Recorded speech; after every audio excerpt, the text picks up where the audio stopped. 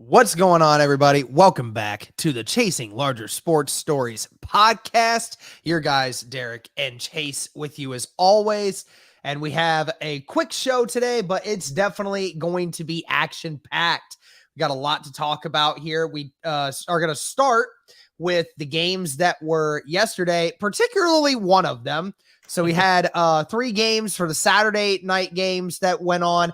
It was the Colts and the Vikings, which we're going to talk about here in a minute. And then it was the Browns and the Ravens. Of course, Chase is happy. His team won. And, somehow miraculously still potentially in the hunt for the playoffs at the moment. Got to have a lot happen. And the 49ers and the Seahawks, they won. 49ers won Thursday. And then the Bills and the Dolphins had an epic shootout in Buffalo yesterday, with all that snow and everything going on, but it was a game that was fun to watch. But we have to talk about the Colts and the Vikings game because there was NFL history that yesterday, Chase. The Vikings come back from the largest comeback in NFL history after being down 33-0 at halftime, forcing overtime after coming back from 33 points and end up winning 39-36 in Minnesota. I mean, we've seen some miracles happen in Minnesota recently, Chase. Even just a few years ago, the Minnesota Miracle where Stephon Diggs, secured the game-winning touchdown in the playoffs over the Saints and a miraculous last-second catch. And now, biggest comeback in NFL history just happened in that same building a few years later. What was your reaction to this game in general and what was going on?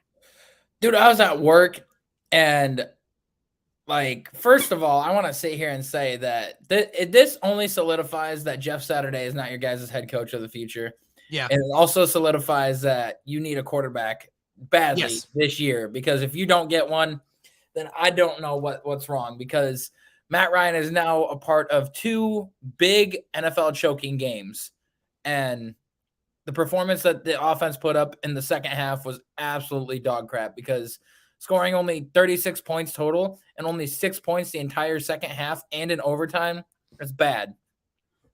Yeah. Well, I mean, the offense, we didn't even score any points in the second half. We scored 3 points. 3. And that was I think on the second or third drive of the third quarter. So, I mean, just looking at it, and Chase, I'll be honest, man, I think the locker room is breaking because I think the defense is losing their patience with this offense. And I know a lot of people are going to say, oh, the defense, they just needed one more stop. Like, the Colts defense yesterday for one half literally did their job absolutely perfectly. They could not have done it any better. Chase, yesterday that the defense and special teams scored more points, scored more touchdowns than Matt Ryan and the offense did. Yep. And that's it is with the Browns too. The Colts defense put the offense on Minnesota's side of the field 3 times. And we did not score a touchdown on any of them. I mean, if that just doesn't show you, so let me remind you. So the first drive, we get a field goal, right? And then we get the block punt for a touchdown. And then a couple more, and then a bunch of field goals later, there's 1 field goal, 2 field goals, 3 field goals. And then there's a interception for a touchdown from the defense. So it's 33-0. And then the entirety of the second half, I think the Colts maybe got 2 first downs all the second half, and we're punting immediately and putting the Colts defense in really bad situations.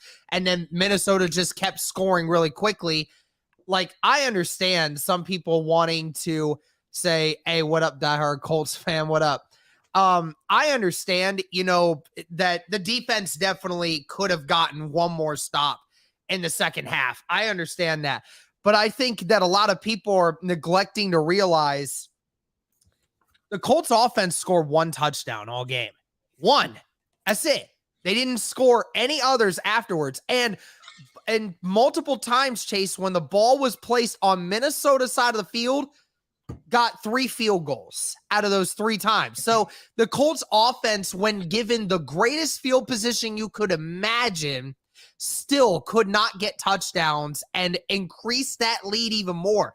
Like, this Colts team should have scored 50 plus yesterday, and it shouldn't have even been a consideration. But again, the defense had to do all the work. The special teams had to do all the work, and the offense didn't do anything. So, it's just, it sucks because, and especially the Colts, got stopped on the 1 yard line that first drive. They got stopped on the 1 yard line again, dude. Like, again, I'm not excusing the fact that the Colts defense couldn't have done more, but they had to be perfect yesterday in order for them to even be in the game. I mean, It sucks because this team is so fragmented because this is a defense that could win a championship with any other team that had a semi-competent offense. But the fact that the Colts are maybe the worst offense, if not the second worst offense in the NFL, if, you want to give Denver that credit, then this team could potentially win a Super Bowl with the freaking Texans offense, the way that the Texans sometimes are. Seriously, it sucks because, and you know what? At certain points, I was like, I was so happy at halftime, dude. I'm like, there's no shot, right? There's no shot. There's no shot that the Vikings come back here. It's just too much. It's insurmountable. Like, the offense just needs to score one time, and it's just too much. And sure enough, they pull the biggest choke job in NFL history, and I just can't get over it. I just don't. I'm at a loss for words for what just happened with my team. Yeah, Derek. It's the same way with the Browns. Like, our defense is keeping us in the games. We're barely scoring any touchdowns and everything, but like we're winning because of it. But regardless, I was at work, and when I looked at the game, I was like, oh, this game's over. And then I start looking, I was like, 7 points, 14 points, still 33-14, still 33-21. I'm like, bro, do not tell me that they're going to come back. And then when I saw the score was 33-26, I was like, bro, they just came back into this game, and there's 5 minutes left in the fourth quarter. They could come back and potentially get the biggest comeback in NFL history and win this game. And then soon enough, that freaking 60-yard pass, shuttle pass to freaking Dalvin Cook, I was just like, no way they came back and did this. And get this, Derek, they said that if you guys would have tied, the Colts would have been the first team in NFL history to have 2 ties in a season. Yeah, that's what I was wondering too. Minnesota had a 0.4% chance to win that game at halftime. 0.4%. And they won. Nobody wants a Michigan quarterback as the Colts quarterback this year. No, I'm kidding. But no, don't stick with Matt Ryan for another year, diehard Colts fan. You guys need a quarterback this draft. Like, you can't. It is. Yeah, you can't wait. You can't wait. It's just not a thing. You can't wait because then all you're doing is just wasting all the rest of these guys' year for no reason. It's just not something you should do. So, yeah, needless to say, Chase, I think you're right. Yeah, Jeff Saturday, I don't think is going to be the guy. Matt Ryan shouldn't be the guy.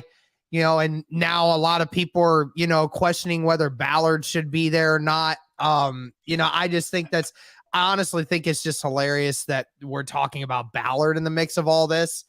But diehard Colts fan, that's what we've been saying for a while now. And with the way that the draft is playing out, it's very possible. It's very possible. Yeah. But the thing is, right now, the Seahawks hold the second pick and the Bears hold the third pick. Or no, the Lions hold the third. The Bears hold the third, and then it's the Lions. I think that you guys could trade up with the Bears Yeah. And which I think we probably will. And potentially get Stroud, because I don't think the Seahawks are going with the quarterback. I think they'll go with Will Anderson. Just depends on what they do with Geno, you know. That's going to be the big case, and we'll chat about that in the offseason, you know, early in the offseason, because that's going to be the important factor. But yeah, this game just shows you that you guys desperately need a franchise quarterback, because if you guys had just even a semi better quarterback, you guys probably would have scored another touchdown. Yeah, I don't understand how, like, I mean, it's everything offensively, Chase. I mean, that's the sad part is, you know, Jonathan Taylor's been hurt all year, you know, and he's not been himself. You know, he left right after that first drive in the first quarter because his ankle was messing with him again. I saw like that. they need to sideline him the whole rest of the year. And diehard Colts fan, he's in next year's draft. So yeah, we won't worry about trying to get him this year. He's next year. But yeah, like the receivers don't catch, bro. Like, I mean, Michael Pittman has been a letdown over the last few weeks. He's not been making plays. You know, Matt Ryan's been turning the ball over. The offensive line hasn't been great this year at all. Even though, like, since Jeff Saturday's gotten there, the offensive line has definitely improved. It has not been great, but it has not been terrible either. So there's definitely been an improvement with Jeff Saturday coming in, fixing a little bit of the offensive line. But you know, we can't run we've been, which is weird too, because we were running the ball very efficiently yesterday. Very surprised that, you know, things don't work that way.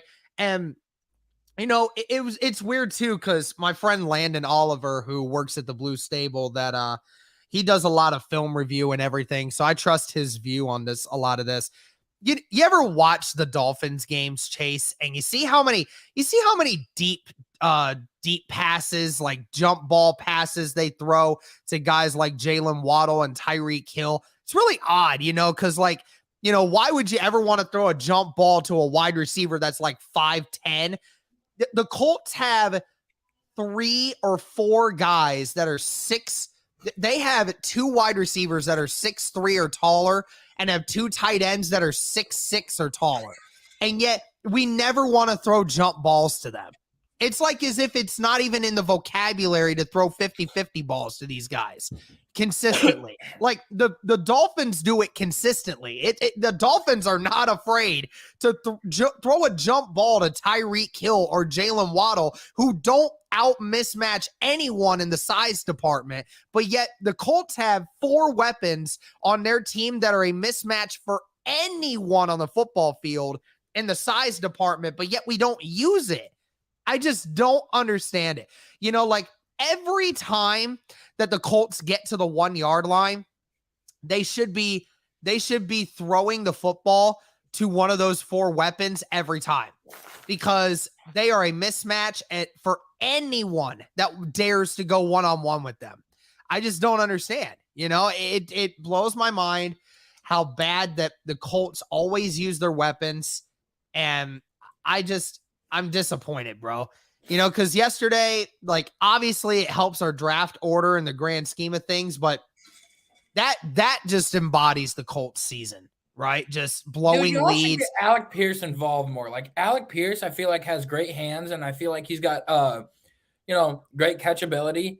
It's just y'all never use him, and he's got the height too. Like, use his height to your advantage. Use him as the red zone target. Use Jelani Woods as the red zone target.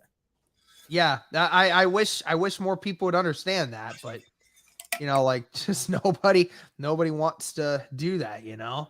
But you know, at some point we'll figure it out. But we'll see how it goes from this point. But anyways, you know, the Colts just moving up in that draft order.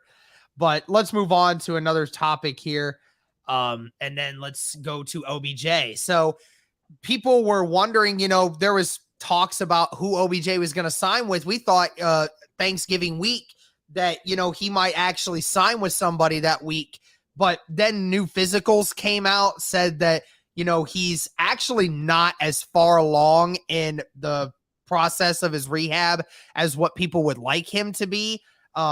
says that he actually may not be ready or readily available until playoff time. And, even OBJ has come out and said, I don't really want to play in the regular season. I want to play in the playoffs, with whatever team I sign with. And, the Cowboys just signed former Indianapolis Colt great T.Y. Hilton this last week. Even Jerry Jones has said that doesn't matter. We're still in the hunt for OBJ, and we still want to bring him in here. And, the Bills are obviously still in the mix for things.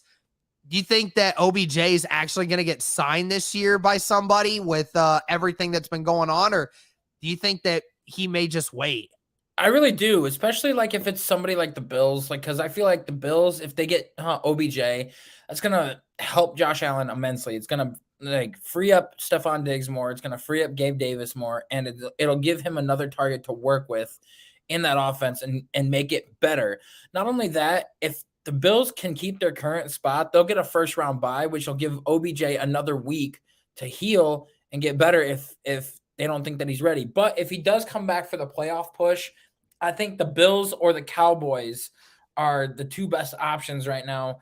And he'll have success wherever he goes, whichever one of those teams that he goes to, he'll have success. And I think that OBJ might be that final push that Dak needs to get over the hump in the playoffs and actually go pretty far. Because if you were to take and put OBJ on the Cowboys now with CeeDee Lamb, T.Y. Hilton, Noah Brown, and Dalton Schultz and Tony Pollard and Zeke, I think that offense could actually carry the Cowboys to an NFC championship title. Yeah, I mean, it'll be interesting to see what he does. I mean, he's kind of played his hand now. He's like, I don't really want to go with somebody unless it's a playoff team.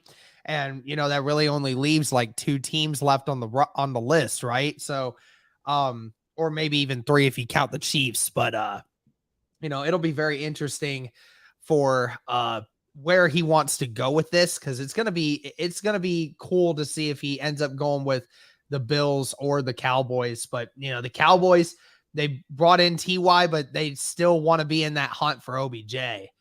So let's move on now. We got 4 teams that this last week have clinched a playoff spot. You have the Bills being the only team in the AFC who has actually clinched a spot yet. The Kansas City Chiefs can do the same this week if they win this one. But you have 3 teams in the AFC or the NFC that have already clinched. The Eagles have, the Vikings did with their win yesterday over the Colts, and the 49ers who clinched a win with the Seahawks last Thursday. Are any of these 4 teams a surprise to you, Chase, that they've clinched a playoff spot and clinched it this early? I would say the Niners are probably the only shocking one, just because like the Eagles, we saw how good their offense is. We saw how good the team is. We knew that they'd clinch a playoff spot. Bills, we kind of expected that to happen. Kind of expected the playoff spot to be clinched because of how good that offense has been, how good that defense has been, even though they've hit a rough patch over the last couple of weeks. And the Vikings, we knew that they were going to clinch because of how bad the division is in general. But the Niners, like, holy cow, for a while there, it was like them and the Seahawks were battling it out for the top of the division. And then the Seahawks lost like 2 in a row, and the Niners won 2 or 3 in a row and were able to take that spot away from the Seahawks and go to the top of the division and finally secure it and clinch it with the Seahawks loss last week. And oh my gosh, Brock Purdy has been lighting it up, playing very well. I still think that if they go into the playoffs with a rookie quarterback, I still don't think that they will win or like go to the AFC or NFC championship or Super Bowl. I think that they will lose in the playoffs if they go in there with Brock Purdy. I will definitely say that the 49ers are definitely the biggest surprise when it comes to the 4 teams that have clinched. I think the Vikings, we kind of expected them to be in the running for best team in the NFC North right now because of everything that's going on with the rest of the division. The Eagles, we expected them to be better. And, the Bills, we expected them to be in this position. But yeah, the 49ers especially, they lost Trey Lance really early in the year. You bring in Jimmy G and you lose a bunch of guys early, like they had a lot of injury problems early in the year. You lose a Nick Bosa for a few weeks. You lost Trent Williams for a few weeks. You've had this quarterback carousel going on, and you're on your third string quarterback right now who is deemed Mr. Irrelevant because of not only the spot he was drafted, but also for the team that he was going to, because you never expected to have to use him. And then on top of it, you bring in all these new pieces, right? You had the Debo situation going on in the offseason. You brought in Christian McCaffrey. You bring in all these different pieces that you're trying to mold and trying to figure out a way to get things going.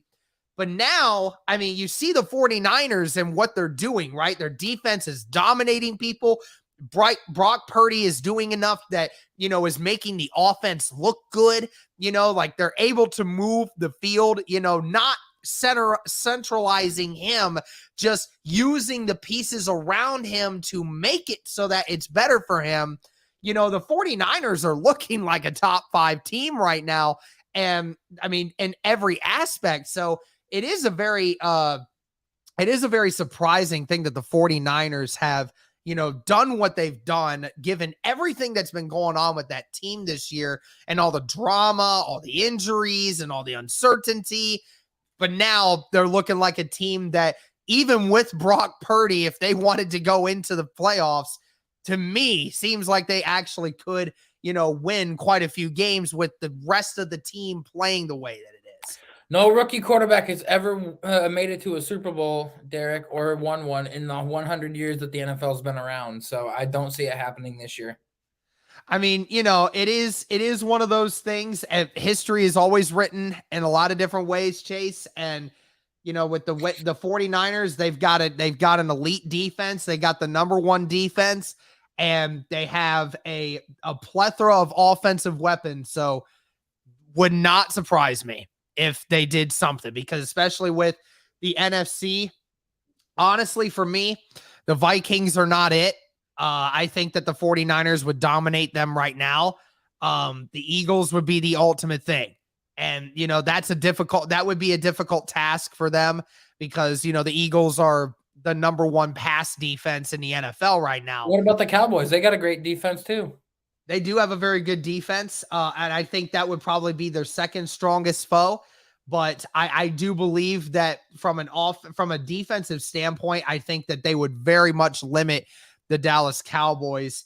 I know we saw last time that they faced each other that the 49ers collapsed against Dallas, but I believe that they would end up getting revenge this time, because this 49ers defense is just on a whole nother level.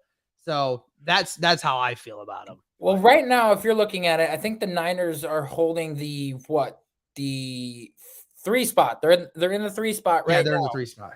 So if they were to, if the playoffs were to end today, they would play the 6th seed, which is the Washington Commanders at this point in time. Yep.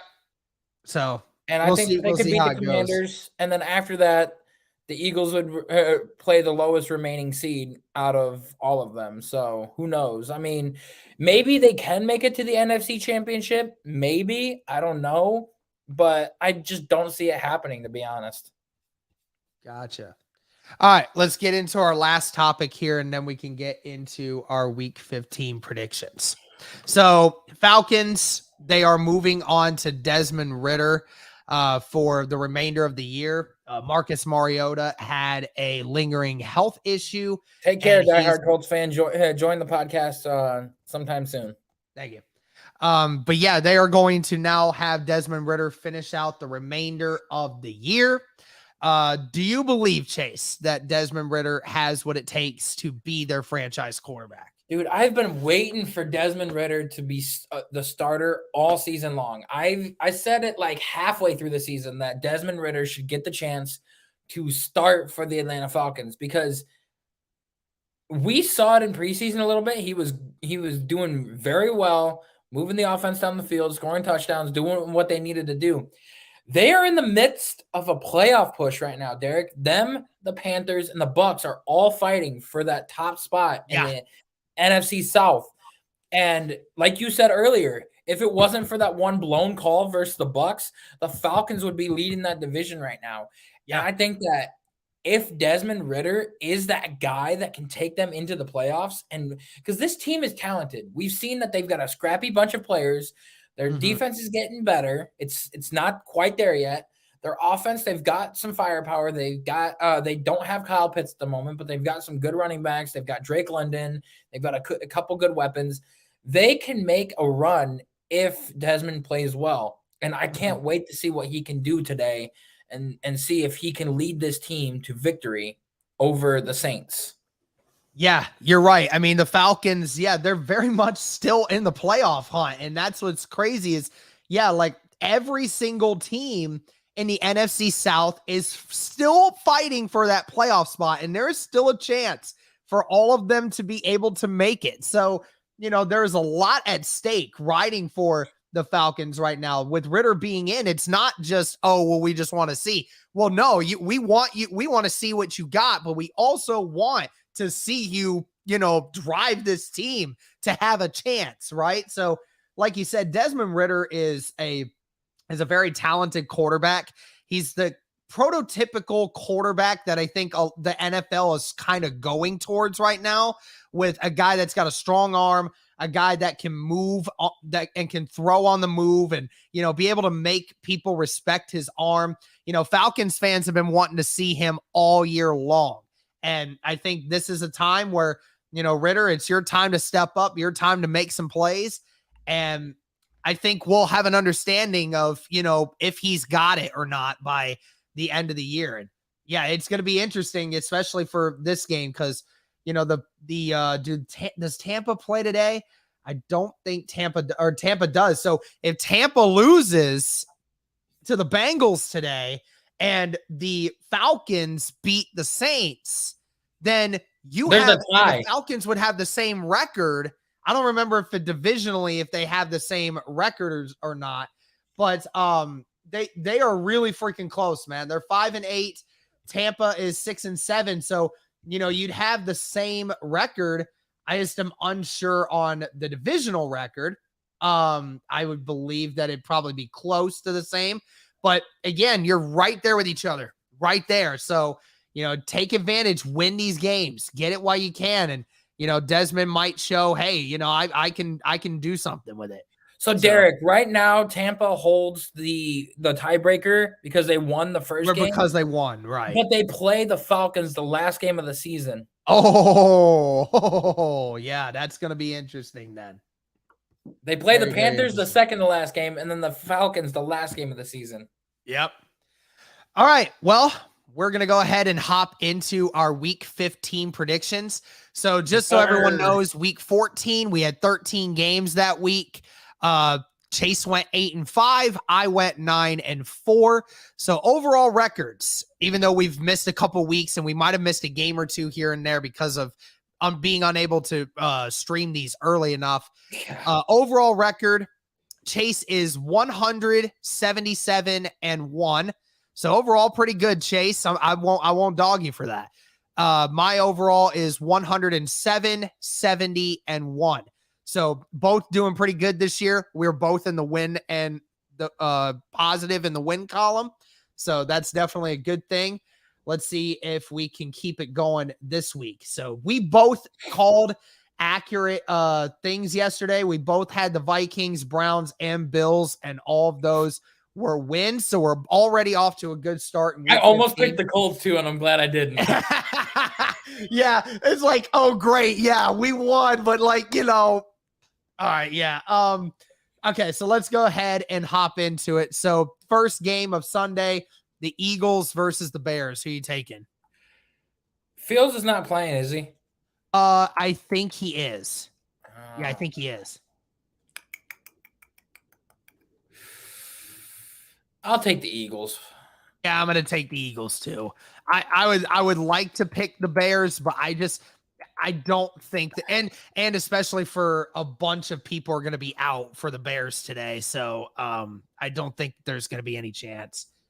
Lions versus the Jets. I'm going with the Lions, especially now that Zach Wilson's the starter and everything, and you know how. Wait, he's starting again? Yeah, he's starting because Mike White can't make it. Oh yeah, that's right. I thought they said Joe Flacco was going to be there. No, they said it was Zach Wilson was the backup. So since Zach Wilson's starting, we know how Garrett Wilson and Elijah Moore don't get very good targets and stuff because of that. Yeah, so I'll agree with you. Yeah, I'm gonna go with the Lions too. You giving me that information has definitely changed it because the Lions offensively have been insane. They're still trying to win right now, and there's still a chance. Even them, there's still a chance for them to sneak their way into the playoffs as well if they win out and they and a couple of those NFC East teams start losing. So, definitely a good chance for the Lions. So I'll go with you on that. Steelers versus the Panthers. I'm going with the Panthers. Yeah, I'm going to go with the Panthers too because I think the Steelers are struggling with the fact that they don't know who their quarterback is right now. They're kind of going back and forth right now. Well, Pickett's out with a concussion. Pickett's out, and then Trubisky is, okay, and they just don't know whether or not they want to go with Mason Rudolph at this moment. Trubisky's the starter. They announced it. Yeah, they are. He is the starter, but they said that it's on very thin ice. Yeah. So, Chiefs and Texans. Do I need to ask you that? Nope. Give me the Texans. I'm just kidding. Okay, Falcons versus the Saints. I'm going with Falcons. I got my belief in Ritter. Yeah, I'm gonna do the same. I'm going with the Falcons. I think it's gonna mean a lot more for the Falcons right now, and I think they have something more to fight for. Cowboys versus the Jaguars. Give me the Jags. If the Texans can hold the Cowboys and at the very last second lose the game, I think with the way that Trevor Lawrence has been balling lately, the way that the offense for that Jags has been balling, I'm going with the Jags and Trevor Lawrence. Man, as much as I'd love to have that optimism, seen a couple defensive players out for the Jaguars in this game. I think I'll just take the Cowboys on this one. I think they had a close call. I don't think they're going to want to have another close call. So I'm going with the Cowboys here. That's the first game you and I disagree on an opponent. But next we have the Cardinals and the Broncos. Kyler Murray's out for the season. Russell Wilson's not playing this game. Give me the Broncos. Yeah, I'm going to go Broncos too because I think that Broncos defensively is just much better, and I think they'll dominate the time of possession a little better. Patriots versus the Raiders. Give me the Raiders. You're taking the Raiders? Taking the Raiders. Wow. Okay. I'm going with the Patriots. I don't see Josh McDaniel beating Bill Belichick. I just don't think Bill Belichick's going to allow that to happen. So I'm going to just go with the Patriots. I'm going to go with the Raiders because the last time we had a Patriot coach go up against the Patriots, they ended up annihilating them, and that was Matt Patricia and the Lions because they know how that system is played. They know they've been in that. And Josh McDaniels ran that system for so long offensively. So I'm going to go with the Raiders. Yeah, I can understand that. I'd like the Raiders to win, but, I just don't know if it'll happen. Titans versus the Chargers. As much as I hate Derrick Henry, I'm going to say the Titans. I need the Chargers to lose in order for the Browns to have a shot at the playoffs. I think the Titans got embarrassed last week. I think that they want to, establish something in this game. So I'll go with the Titans as well. I think for some reason they're going to beat the Chargers. And especially since the Chargers last week, had that miraculous game against the Dolphins. I just don't quite see it happening a second time in a row. Yeah. Bengals versus the Buccaneers. I think he's been embarrassed one too many times this year. I think that, he's going to come out and make a statement game. And it's about time that they get their comeuppance. I think that the Bucs are going to win this game. I'm going with the Bucs. Okay. I'm going with the Bengals. I just think the Bengals are a better team than the Bucs right now. So I'll go with the Bengals in this one. Even Keep though in mind, I have a strong feeling you're right. I have keep a in mind, strong we've feeling seen you're what right. happens when you pressure Joe Burrow. I mean, we saw it with Cleveland and how good the defensive line gets pressure on him, and the Bucs have a great D line and a great linebacker core. Not to mention their safeties are no scrubs either. So if you can get pressure on Joe Burrow and everything, Bucs have a great shot of winning this game because he doesn't do well under pressure. Okay, gotcha. Giants versus the Commanders.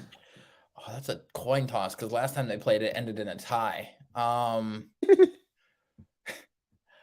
Give me the Commanders just because I feel like they've got a better defense. Like the Giants defense is no slouch either, but the Giants have no offensive weapons.